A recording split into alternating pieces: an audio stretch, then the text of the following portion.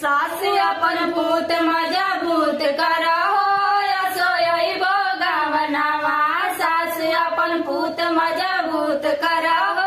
असोयी बघावनावा सासू आपण भूत मजबूत करा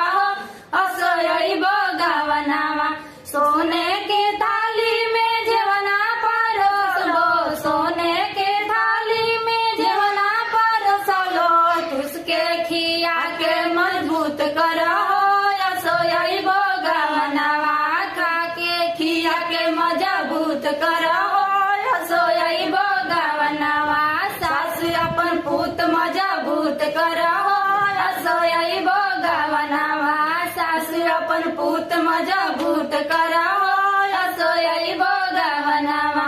अरे गोतीने आपण देवर मजबूत करो असोयी बघावनावा